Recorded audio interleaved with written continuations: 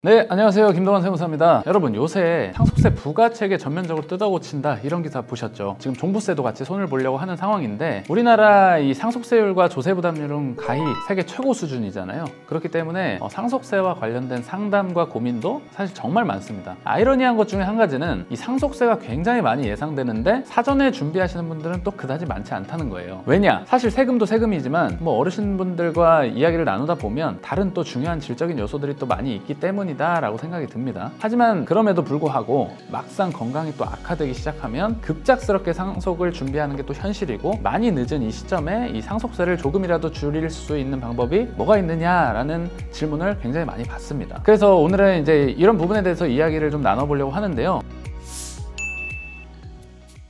첫 번째, 상속인이 아닌 자를 활용을 좀 하시면 좋습니다. 우리가 민법상 상속인이라고 하면 배우자와 자녀, 직계 비속을 이야기합니다. 해당 배우자와 자녀에게 사전증여를 하게 되면 10년을 쫓아다니면서 상속재산에 합산이 됩니다. 무슨 말이냐? 예를 들어 저희 아버지가 상속세율이 50%가 예상되는 구간에 있어요. 세금이 많이 나올 것을 예상하고 아들인 제게 재산의 일부를 증여를 합니다. 그래서 제가 5억 정도를 미리 받아서 20%, 약 1억 원의 증여세를 냈어요. 세율 차이가 무려 30%나 나죠. 그런데 저희 아버님이 예를 들어서 8년 후에 돌아가셨어요. 그럼 어떻게 된다고요? 돌아가시기 전 10년 내 사전증여한 재산은 다시 상속재산에 엎어져서 50% 세율을 다시 매겨버립니다. 그러면 당연히 20% 증여세는 기납부 세금으로 공제를 해주기 때문에 저는 이제 30%만 추가적으로 더 내면 되는 겁니다. 사실상 증여가 의미가 없어지죠. 그래서 이제 상속이 왜 20년, 30년에 걸쳐서 준비를 해야 하는 세금인지 그 이유를 조금 아시겠죠? 어찌됐건 이런 상황에서는 상속인이 아닌 자를 조금 활용하시는 게 좋겠고,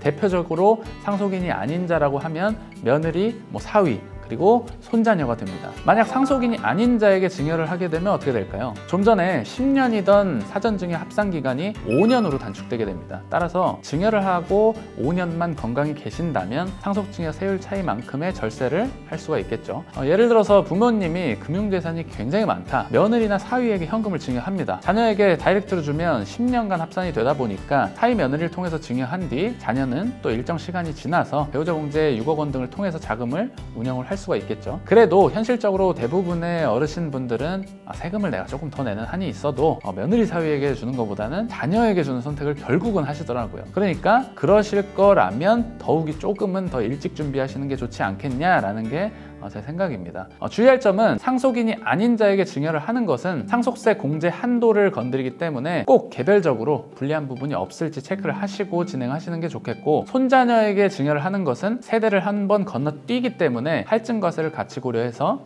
세금 실익을 따져보셔야 한다는 점 꼭 기억하시면 좋겠습니다. 두 번째, 기준시가로 증여를 하는 건데요. 얼마 전에 제가 올렸던 건물을 뺏기는 그 건물주 영상 보셨나요? 한번 보시면 좋을 것 같은데, 지금 2024년 현재 기준시가 20억 원이 넘는 상업용 부동산을 증여하는 것은 조금 주의가 필요합니다. 왜냐? 직권감정평가가 들어와서 국세청으로부터 세금을 추징당할 수가 있어요. 그런데 그 기준치가 점점 내려가고 있다. 우리가 작년까지만 해도 기준시가 최소 25억 원 이상은 되어야 하지 않겠어? 라는 이야기를 저희끼리 많이 했거든요. 어찌됐건 그런 추세이기 때문에 요새는 기준시가로 증여를 할 수 있다는 것 자체가 은근히 기회로 여겨지는 것 같아요. 그러면 그게 상속세랑 어떻게 연관이 되느냐? 우리가 5년, 10년 안에 부모님이 돌아가시게 되면 사전증여한 부동산에 대한 상속재산 합산과세 문제가 생기는데, 그때 합산되는 재산가액이 돌아가실 상속 개시 당시 시가가 아니라 우리가 증여를 받았던 그때 당시 시가, 기준시가로 결정이 된다는 겁니다. 감정평가 이슈가 없는 것도 물론이지만 그동안의 지가 상승분도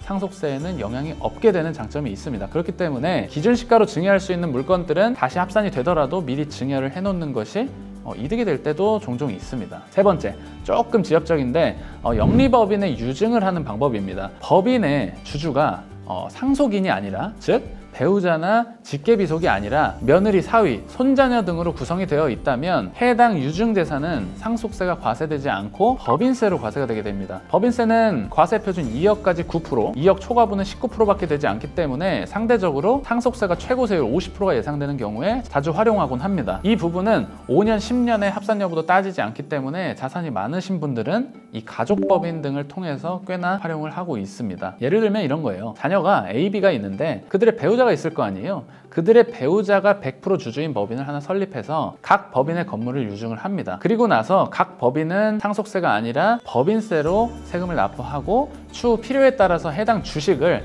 배우자 간 증여 공제 한도인 6억 원을 활용해서 원래 자녀 AB에게 주식 지분을 나눠주거나 아니면 자녀 세대로 내려서 가족법인을 운영을 하는 거죠. 이런 세 가지 방법들이 대표적으로 있다, 이렇게 알고 계시면 좋겠고, 오늘 내용을 요약하면 이제 상속을 앞두고 있는 경우에는 단기간에 상속세 절세를 위해서 이제 무리한 금액을 현금으로 인출하게 되면 어차피 세무조사를 통해서 추징이 되기 때문에 그러한 방법보다는 며느리, 사위, 손자녀 등을 활용하시고 기준시가로 증여를 할 수 있을 때 재산을 미리미리 분배해 두시고, 더 나아가서 자산이 굉장히 많고 시간이 너무 급박하다면 영리법인 설립 등을 통해서 유증하는 방식도 활용해 볼 수 있겠습니다. 어찌됐건 우리나라의 상속세는 세부담이 굉장히 높기 때문에 사전에 미리 준비하는 것만큼 중요한 것이 또 없겠습니다. 오늘 내용이 도움이 되셨다면 구독, 좋아요, 알림 설정까지 부탁드립니다. 감사합니다.